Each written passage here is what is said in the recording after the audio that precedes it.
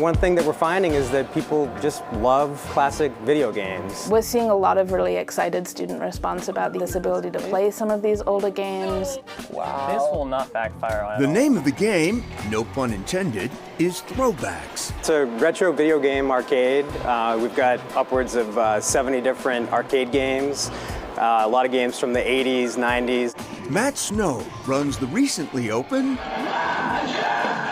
Hometown Arcade in Norwood, Massachusetts.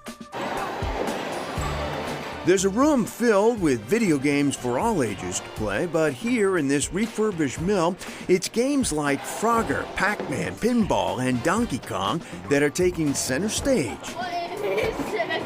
Taking kids and adults away from modern technology and transporting them into a retro world. Was part of the appeal for you in opening an arcade like this that there would be the games, but there would also be a level of social interaction that a lot of kids don't get a whole lot of these days, right? A place like this, it's ideally just socializing, having fun, having a good time. The classic games, they're phenomenal games. They're timeless games.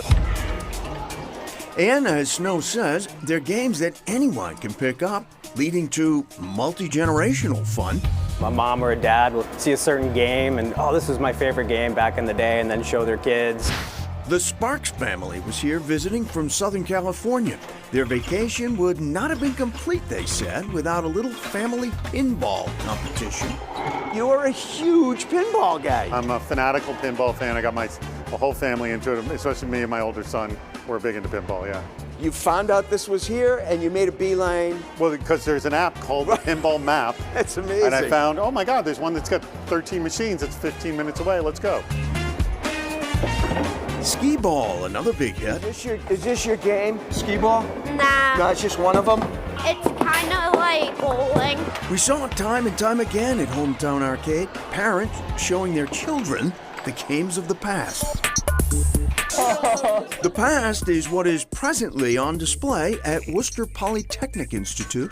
My name is Arthur Carlson, and I'm the University Archivist. The exhibit begins with the 1970s home console system, so Atari, Commodore, things like that, and then comes on through the 1980s where you'll see Nintendo, Sega Genesis, right up through the dawn of the 21st century where we have Xbox and PlayStations on display. The Video Games Console Wars exhibition between WPI's Interactive Media and Game Development Program and the university's archives at the George C. Gordon Library.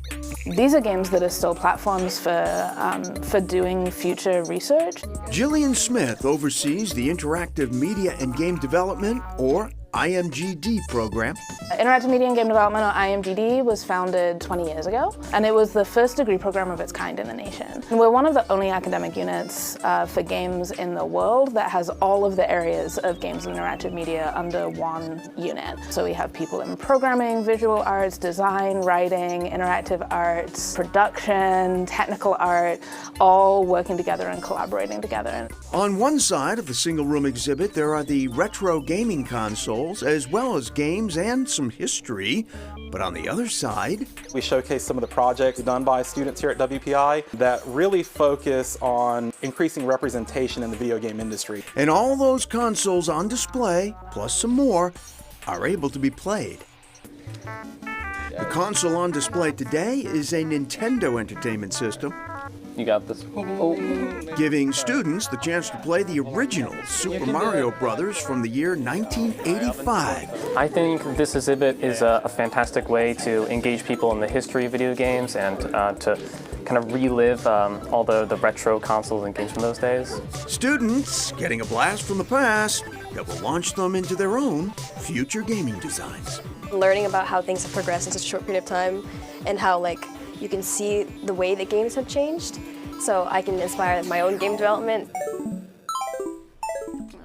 And at WPI, there's an entire archive room filled with games, and when older games come in, it's up to the students to test them to see if they work, and if they don't work, it's up to them to fix them. Oh, that's a good learning lesson for them. Back to Hometown Arcade. They've got about 70 games that are on the floor, but they're constantly updating those games, rotating those games so that repeat customers get a new experience every time they come. And they're already looking to expand to a second and a third location. Nice. Coming up, a little competitive fun no matter your age.